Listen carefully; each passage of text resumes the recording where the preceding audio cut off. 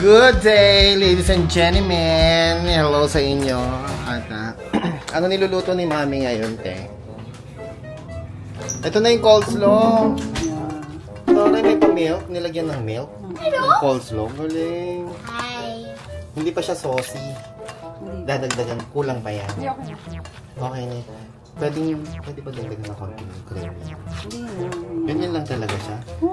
Parang hindi siya. Parang kulang na. Kala mo lang. Oh. Ito naman, minatamis na saging.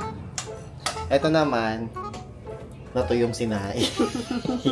At ang lalaki ng saging ni Mami, ah. Ang lalaki, ah. At ang Chicken Joy. Yung nasa taas, Chicken Sad. Malungkot. At ngayong umaga pong ito, mga kaibigan, magbabasa tayo ng mga text message or chat ninyo sa ating YouTube channel na DJ Chico. Once again, thank you so much po sa lahat ng mga nag-chat sa atin sa ating YouTube channel. Ba't di nag-charge yung phone ko? Ayun, nag-charge na po. Pogi naman ang anak ko. Tignan mo naman yung anak ko. Oh, kapogi ne. Oh. Kilala nyo ba yan? Sino yun? Chichi. Si Chichi. O, eto, basahin natin yung mga nag-chat sa ating YouTube channel. Eto, mula kay Joey Villarba, how to chat you po sa converting G-Gives. Ayan. Kung paano ako i-chat, ayan, ilalagay ko yung click the link found in the comment section sa baba na ito, ha? Ilalagay ko yung link dyan kung paano nyo po ako ma-chat. At sabi naman ni Sniper011, sa BPI, 10 pesos po yung convenience fee. Sabi niya, oo nga naman. Depende po, may iba 12 pesos, may iba naman 10 pesos. Depende po kung ano po yung platform na pinagbabayaran ninyo. Sa GCash Bills Pay po, nasa 10 pesos din eh. Pero sa mga SM Department Store, o SM, yung sa mga SM, di ba may bills payment doon? Hindi ko alam kung meron din silang fee, extra fee sa mga ganun. Sabi naman dito ni Kenny Chi 5154, hello po, ano pong difference sa loan between G-Loan versus Maya Easy Credit by computation po? Naku, may by computation pa tayo mga kaibigan, ano? Magre-research pa tayo tungkol sa bagay na yan. Sige po, ipakita ko po sa inyo ano po yung difference nila ng Maya Easy Credit at saka ng G-Loan, no? Ito po ay parehas na loan facility ng e-wallet. At tignan natin kung ano nga ba yung mas okay dun sa dalawang yun. Let's all watch this video. Ngayon ko lang na-realize na ang katumbas o katapat pala ng Maya Easy Credit sa GCash ay hindi pala G-Credit. Kasi yung G-Credit, yan ay powered by CIMB. So, hindi G-Credit. Kasi sounds like, diba? So, halos magkapares ng tunog na Maya Easy Credit at saka G-Credit. So, they sound the same. Pero ito nga, sabi sa akin, i-compare ko daw yung G-Loan at saka yung Maya Easy Credit. So, yon. Ang G-Credit kasi, CIMB yan, and at the same time, hindi siya natatransfer yung available balance sa inyong G-Credit papunta sa GCash wallet. Hindi siya ganon. Sa Maya Easy Credit po, kung mag-loan ka ng 10,000 pesos, sa Maya Easy Credit service fee po is 399. Okay? 399 pesos sa kada 10,000. So, kung kukumputin mo, magkano yung 399 divided by 10,000 pesos, ang kanyang interest lang po o processing fee is 4% or 3.99%.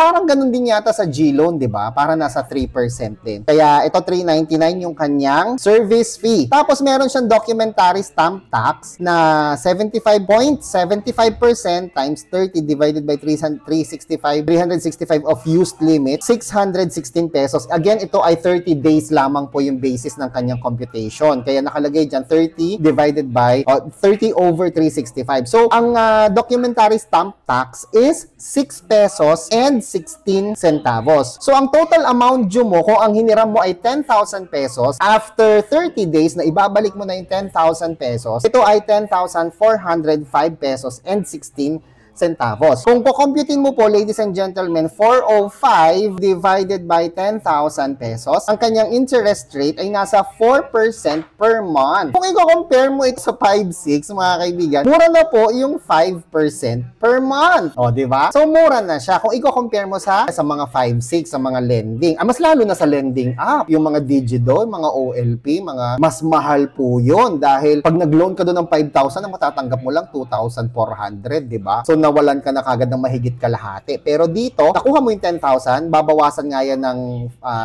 3.99% na service fee. Tapos, pag babayaran mo na siya, ibabalik mo na pati yung documentary stamp tax. So, overall, ang babayaran mo, 10,400 plus lang. So, pwede na din. Again, mga kaibigan, Maya credit service fee and credit limit are subject to evaluation and may vary per user. Computation assumes a service fee of 3.99%.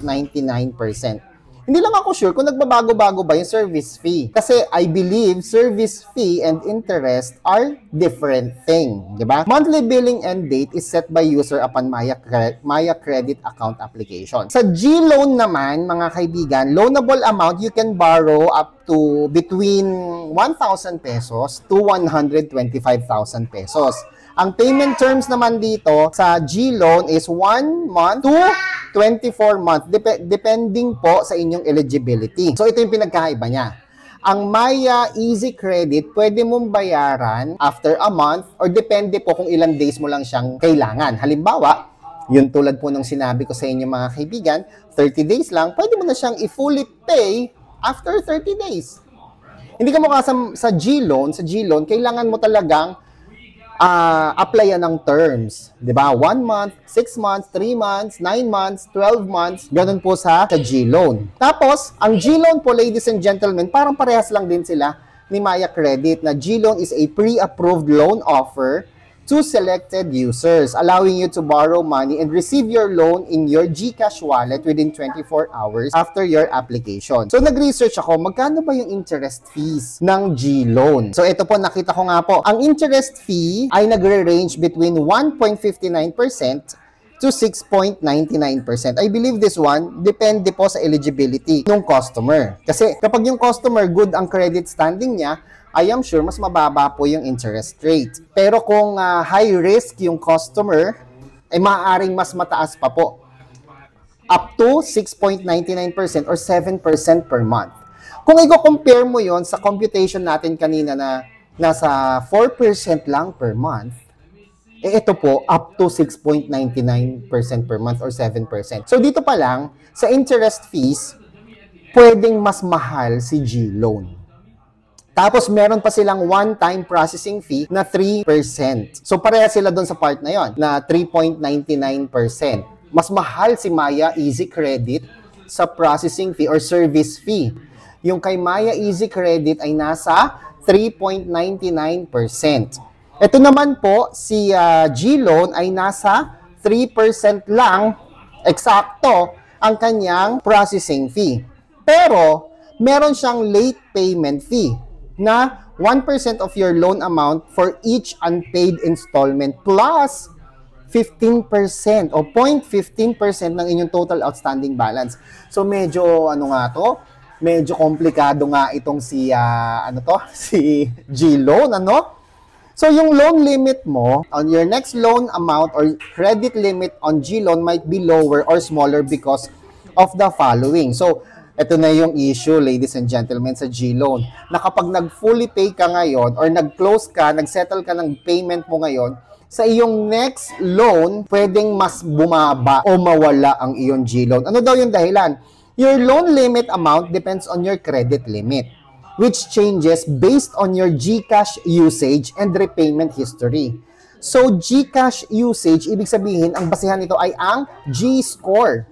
O kaya naman, sa repayment history, pwedeng nagkaroon ka ng delayed payment, makaka-apekto yan, pwedeng mapababa niyan. There's a high probability na bumaba ang iyong repeat loan offer. Yung GCash usage, ito po yung tulad ng paying bill, sending money, kung gaano mo kadalas ginagamit ang iyong GCash. Yung repayment history naman po, yung paying loans on time or before your due date.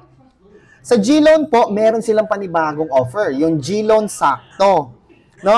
Ano yung requirements dito? 21 to 65 years old, Filipino citizen, dapat fully verified ang inyong GCash, mataas or good ang inyong credit record and good G-score. Wala silang sinabing specific G-score, basta sinabi lang good G-score. You don't have any history of fraudulent transactions. Fraudulent transactions sa GCash or sa iba pang lending application. So bigyan kita ng overview. Ang GLoan at saka GLoan Sakto, instant cash makukuha kagad yan. Paano ma-avail ang GLoan at GLoan Sakto?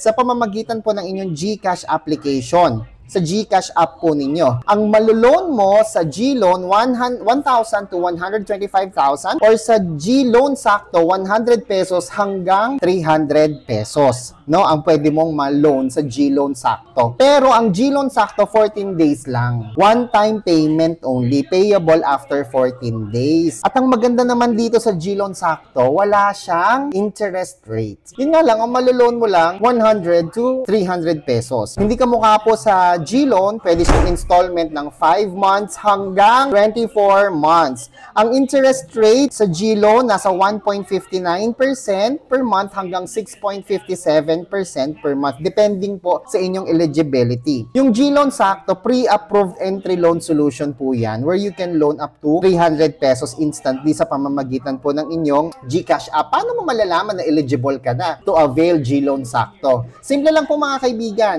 May matatanggap po kayong text message mula sa GLoan na pwede ka na mag-avail ng GLoan Sakto, 100 pesos to 300 pesos. 14 days nga lang yon, 0% interest rate. Pwede siyang i-cash out. Yun po yung GLoan Sakto. Tapos, meron siyang 1% of your loan amount meron siyang penalty na 1% of your loan amount plus 15% of the outstanding balance. So, ganun po, nawala ng kuryente, ladies and gentlemen. So, ako na lang natin ang may ilaw.